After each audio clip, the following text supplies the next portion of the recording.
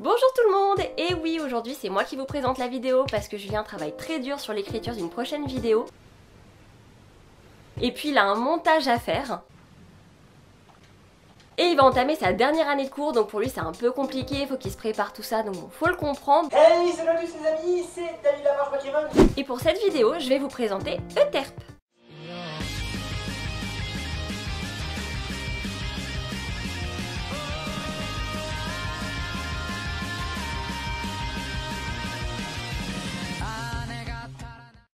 Euterpe est un jeu side de Art of Kay et est publié aux éditions H2T.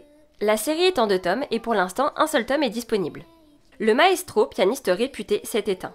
À sa mort, son petit-fils, John, lui aussi pianiste de génie, retourne en pleine dépression dans la maison de son enfance pour se reposer et s'éloigner du monde du spectacle. Mais à peine arrivé, il croit entendre quelqu'un jouer du piano dans la vieille maison. Il tombe alors nez à nez avec Cal, une jeune femme qui affirme être la dernière élève du grand-père disparu et qui ne tolère aucunement la présence du jeune prodige en ces lieux. Donc l'histoire tourne autour de 2 personnages. Vous avez John, juste ici, et vous avez Cal, la petite rousse. Pour vous expliquer un petit peu leur histoire, John a perdu ses parents, il a été élevé par son grand-père, le maestro, et par Nena. Nena est la grand-mère de Cal, qu'il a élevé également parce que le père de Cal est parti faire des fouilles archéologiques et qu'il ne l'a pas revu pendant 5 ans. Elle rencontre le maestro par le biais de Nena et elle va être extrêmement touchée par sa musique, ce qu'il va voir, et il va décider de la prendre sous son aile et de lui apprendre ce qu'il sait. Donc le maestro, pianiste très célèbre, a appris le piano à John et à Cal, sachant que c'est le grand-père de John. Musicalement parlant, John c'est un vrai prodige, il a fait les meilleures écoles, c'est une star dans le milieu.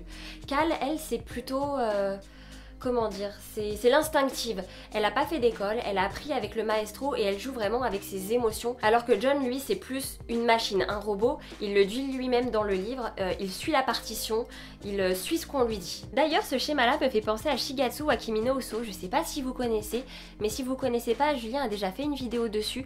Du coup, il vous mettra un petit lien, une petite miniature, je sais pas trop où, si jamais ça vous intéresse. Pour ce qui est de leur relation, comme vous pouvez le voir sur le poster, elle est pas vraiment au beau fixe. Pourquoi ils ne s'entendent pas? Tout simplement parce que pendant 6 ans, John n'a donné aucun signe de vie à son grand-père, il ne l'a pas appelé, il n'est pas allé le voir. Quand son grand-père est tombé malade, il n'a pas été là. Sur son lit de mort, il n'a pas été là non plus et il n'a pas assisté à son enterrement. Et il arrive comme un cheveu sur la soupe après tout ça pour revenir dans la maison se reposer. Et pendant toutes ces années, c'est Cal qui s'est occupée du grand-père, c'est elle qui a pris soin de lui, c'est elle qui lui a tenu compagnie, qui lui a tenu la main jusqu'au bout. Donc de ce fait, elle le déteste. Pour le dire clairement, parce que jusqu'au bout, le maestro ne lui parlait que de son petit-fils, de son prodige, il n'attendait que lui, il n'est jamais venu, et c'est Cal qui lui a tenu la main jusqu'au bout. Oui, ça fait le portrait du grand méchant, je suis bien d'accord. Après, on ne sait pas ce qui s'est passé pendant ces 6 ans. Peut-être qu'il y a eu un événement dont on n'est pas au courant. Et puis, il revient après, certes, mais il est en totale dépression et il n'arrive presque plus à jouer. Au-delà de l'histoire principale, ce que j'ai vraiment apprécié, ce sont les différentes thématiques abordées. Par exemple, la thématique du deuil, c'est-à-dire comment est-ce qu'ils vont le vivre chacun à leur manière, Cal dans une idée vraiment de défendre l'héritage du grand-père, alors que John est dans le regret, dans le remords de ce qu'il n'a pas fait et de ce qu'il aurait dû faire. Ce que j'ai aussi apprécié, c'est le conflit émotionnel de Cal. C'est-à-dire que d'emblée, elle déteste John, vraiment, elle le déteste, elle veut qu'il dégage de la maison, elle veut qu'il dégage de là, clairement. Mais d'un autre côté, elle le voit souffrir profondément et elle veut l'aider sans le vouloir et elle est complètement tiraillée par ses sentiments. Le fait qu'elle lui en veuille pour son absence pendant toutes ces années, pour tout ce qu'il n'a pas fait, pour tout ce qu'elle doit faire aujourd'hui, et le fait qu'elle voit clairement sa souffrance et qu'elle sait pas quoi faire parce que malgré tout, il lui fait de la peine. En ce qui concerne John, il a l'air vraiment sûr de lui, mais en fait pas du tout, il ne fait que se répéter que c'est un génie, que c'est un prodige, ceci, cela, mais il se sent complètement menacé par Cal. Par ailleurs, Cal se sent beaucoup plus légitime que John pour garder la maison du maestro et pour protéger ses biens entre guillemets, ce qui ne plaît pas du tout à John et qui lui dit clairement va-t'en de chez moi. Mais Cal persiste et signe et ils en arrivent à se lancer un défi pour décider de qui va rester ou non dans la maison. Ce défi consiste à composer un morceau de musique pour un client d'un hôtel de Lille en hommage à sa femme décédée. Celui ou celle qui fera la meilleure composition aura le droit de rester dans la maison. De fil en aiguille, je vous raconte pas trop ce qui se passe, ils vont en arriver à devoir composer ensemble. Et c'est ça qui est vraiment intéressant, c'est de voir comment ils vont faire avec leur disparité par rapport à John qui est vraiment le prodige prodige qui suit la partition mais vraiment pure et dure, et elle qui est fougueuse, passionnée, qui est complètement dans les émotions. Comment est-ce qu'ils vont réussir à s'accorder pour ça et à voir ce qui va en ressortir. L'enjeu de ce tome 1 est donc de savoir qui va garder la maison et qui va être chargé de s'occuper de l'héritage du maestro. Pour revenir sur un point de vue un peu plus musical, je vous disais que ça me faisait penser à Shigatsu wa Kimi no Uso parce que John est vraiment comme le personnage principal, parce que John est vraiment robotisé et formaté par ce qu'on lui a appris, c'est-à-dire à suivre la partition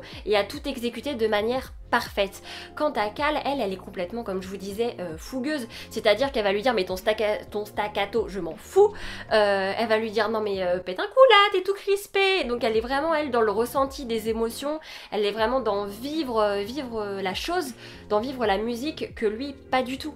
Surtout que depuis la mort de son grand-père, il s'est renfermé et il arrive limite plus à jouer, d'où l'autre parallèle avec Shigatsu wa Kimi no Uso. Et pour finir, la thématique qui m'a vraiment touchée, c'est celle de la famille, par rapport notamment au grand-père, c'est-à-dire qu'il faut prendre soin de ces personnes et qu'il faut aller les voir tant qu'il en est encore temps pour ne pas avoir de regrets plus tard et de profiter de chaque moment possible. Et ça, c'est un beau message d'amour. Donc, pensez à vos familles. PS, j'attends impatiemment la sortie du tome 2 parce qu'à la fin du tome 1, on a un retournement de situation. Et voici ce qu'il en est pour cette vidéo présentation de Euterpe. N'hésitez pas à me dire dans les commentaires ce que vous en avez pensé. Et moi, je vous dis à bientôt, peut-être, pour une nouvelle vidéo. Euterpe. J'ai pris la voix de cantatrice. Non, c'est à la fin, t'as pas dit. Euterpe. Vas-y, c'est pas grave, on garde. Pour illustrer ça, ils vont à... Pour revenir sur un point de vue musical, je vous disais que ça me faisait penser à Shigatsu wa Kimi no Uso. Pourquoi? Parce que John est vraiment comme... comment il s'appelle? Merde. Je sais pas son nom. Je sais plus. Double pouce bleu. Lâchez un pouce bleu pour cette phrase. Il a dit double pouce bleu.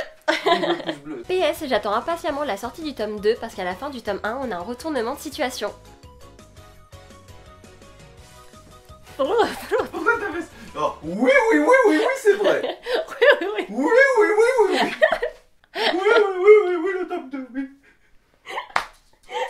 Ah, mon dieu. Pourquoi c'est quand on tourne qu'il veut te coller les jambes, là? Mon chien, tu me demandes quelque chose en particulier? Hey, salut les amis, c'est David Lamarche Pokémon, j'espère que vous allez bien m'écouter, ça va super, ça va extrêmement bien, je suis avec mes chiens, chien, on se retrouve. Challenge, merde. J'essaie de pas rire toute l'intro, j'ai du mal.